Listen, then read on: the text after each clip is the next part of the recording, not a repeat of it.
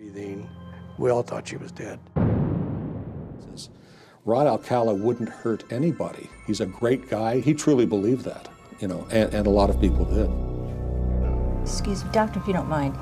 We don't know, we don't relate to Jeffrey. That you be put to death by a current of electricity, that the current be passed through your body until you are dead.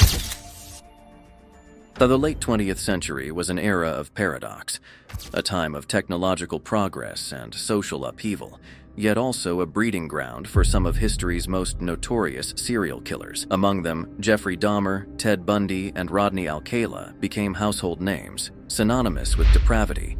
But their infamy obscures a deeper truth.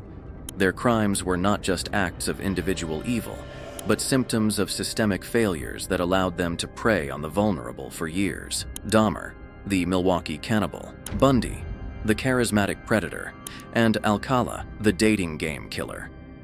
Each exploited gaps in law enforcement, societal biases, and the naivety of their eras. This documentary examines their lives, victims, and the chilling parallels in their methodologies. Through interviews with experts, survivors, and law enforcement, we unravel how their psychological wiring, combined with institutional incompetence, led to decades of unchecked terror. As we confront their legacies, we ask, what can these cases teach us about justice, empathy, and the fragility of human life? This is not just a story of monsters. It is a story of lives stolen, families shattered, and a society forced to reckon with its own complicity. Origins of darkness. To understand these killers, we must first journey into their pasts, worlds marked by fractured identities, emotional neglect, and early signs of deviance. Jeffrey Dahmer was born in 1960 to a tense household in Bath, Ohio. His father, Lionel, a chemist, was emotionally distant, while his mother, Joyce, struggled with severe mental illness and prescription drug addiction. Dahmer's childhood was steeped in isolation. He collected roadkill, dissecting animals to examine their bones, a morbid hobby his parents dismissed as a phase. By adolescence, his loneliness curdled into alcoholism and violent fantasies. A high school dropout, he drifted through menial jobs, his fixation on control manifesting in his first murder at age 18. Stephen Hicks, a hitchhiker he bludgeoned with a dumbbell. Ted Bundy's origins were shrouded in deception. Born in 1946 to a 22-year-old unmarried mother, he was raised by his grandparents under the guise that they were his parents. The revelation of this lie in his teens fractured his self-image. Despite this, Bundy cultivated a veneer of charm, excelling academically and volunteering at a suicide hotline. But beneath the surface, he harbored rage toward women, possibly ignited by rejection from a wealthy college girlfriend. His first known victim, 18-year-old Joni Lenz, was attacked in 1974, a crime that marked the start of his cross-state killing spree. Rodney Alcala, born in 1943, faced abandonment early. His father left the family when Rodney was 11, plunging them into poverty. Drafted into the Army in the 1960s, he was discharged after a psychological breakdown. Alcala later enrolled at UCLA's film school, where his intelligence and creativity masked his sadism. In 1968, he lured an 8-year-old girl, Tali Shapiro, into his Hollywood apartment, beating and raping her, a crime that ended with a shockingly light sentence. This leniency set the stage for decades of escalation. Dr. Catherine Ramsland, forensic psychologist. All three had formative experiences that eroded their empathy.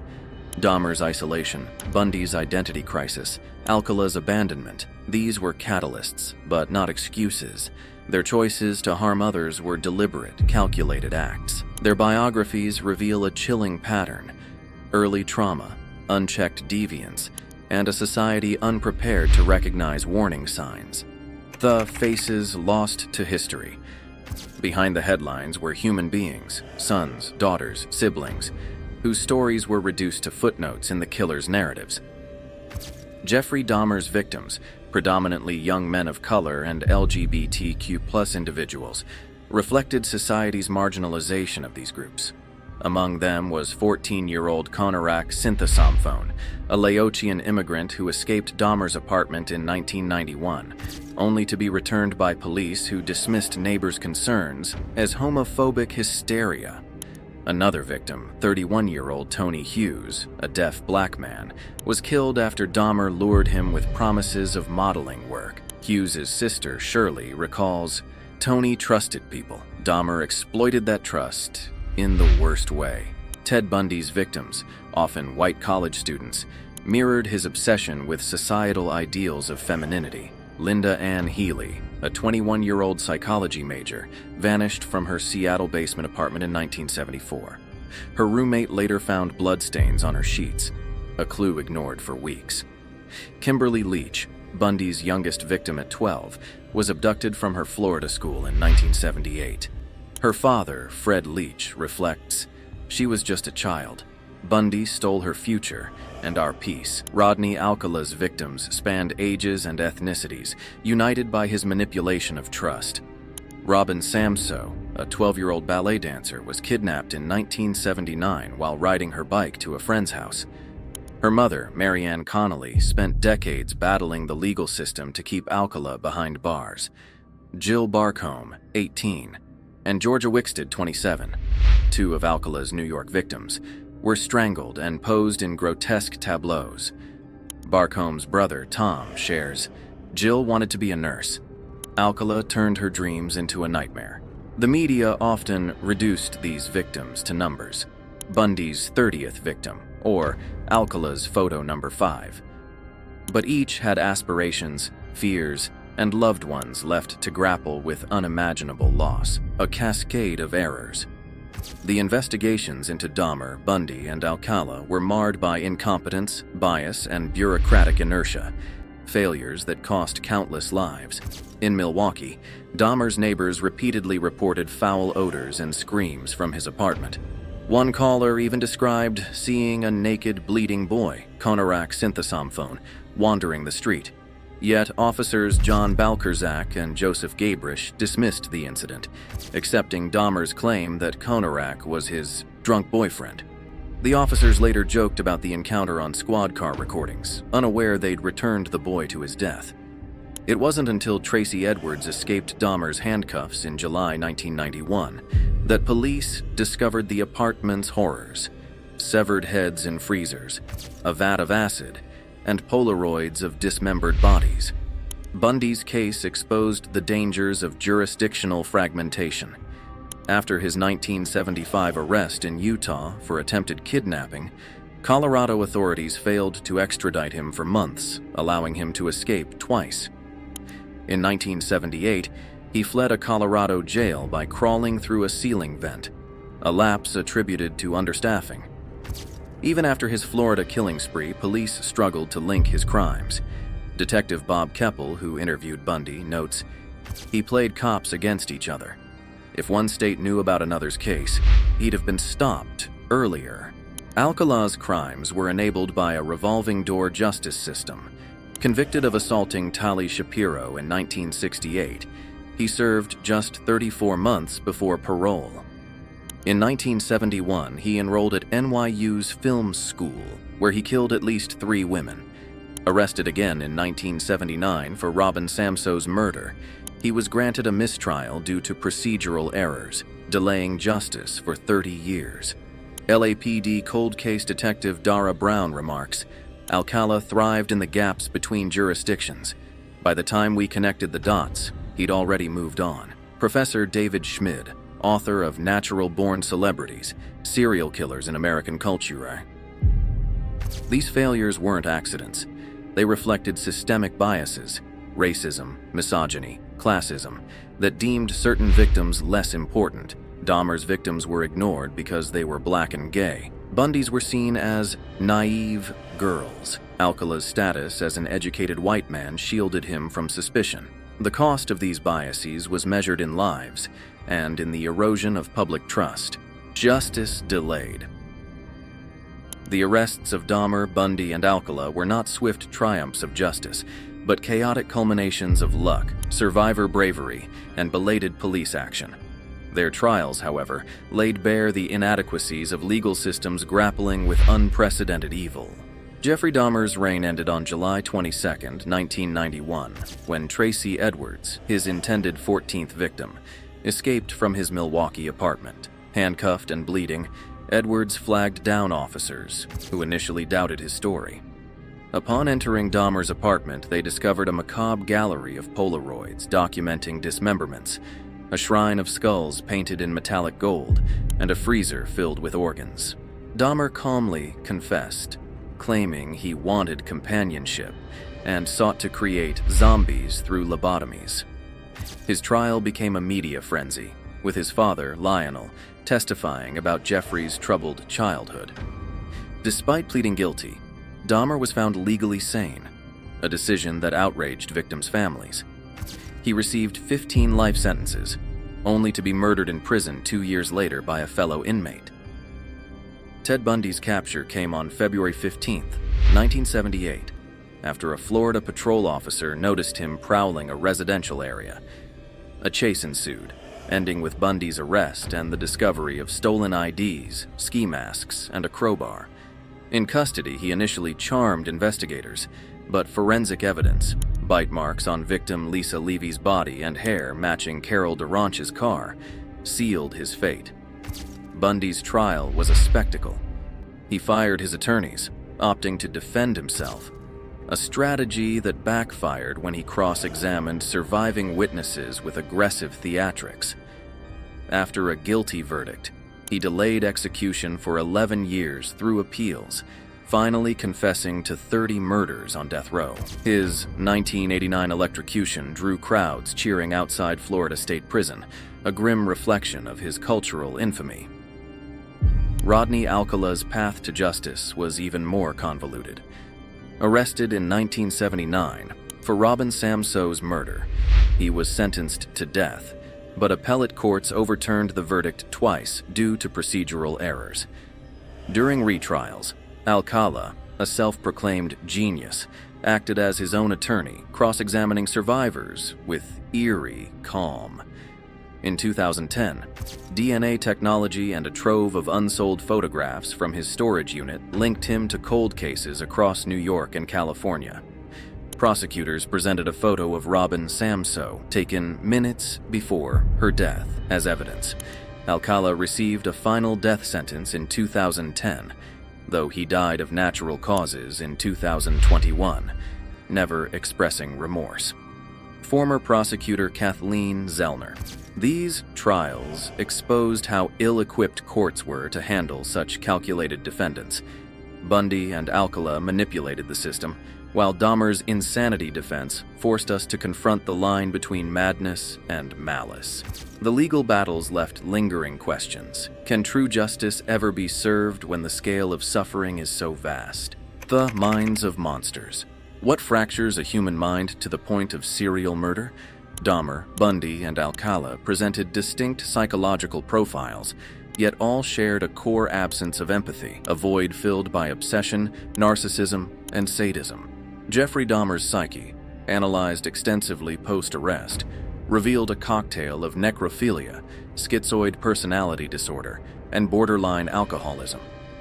Dr. Park Dietz, who interviewed Dahmer, noted his profound loneliness and desire to preserve beauty through corpse preservation. Dahmer's cannibalism, he argued, was less about gratification and more about a twisted quest for control. If I ate them, they'd stay with me forever. His substance abuse lowered inhibitions, but his crimes were meticulously planned. Acid vats, soundproofing, and trophies kept for years. Ted Bundy, in contrast, epitomized the psychopath. Charismatic and manipulative, he scored 39 out of 40 on the hair psychopathy checklist. Dr. Dorothy Lewis, who evaluated him, identified traces of dissociative identity disorder, possibly stemming from his fractured identity. Bundy's need to dominate women was rooted in deep-seated misogyny, exacerbated by rejection. He admitted to revisiting dump sites to groom corpses, a ritual blending necrophilia and nostalgia. I wanted to possess them entirely, he told investigators, even in death. Rodney Alcala's intellect made him an enigma. With an IQ of 160, He weaponized charm and creativity, once winning a date on The Dating Game amid his killing spree. Dr. Catherine Ramsland suggests Alcala's photography was integral to his pathology. He framed murder as art, a performance for his own gallery.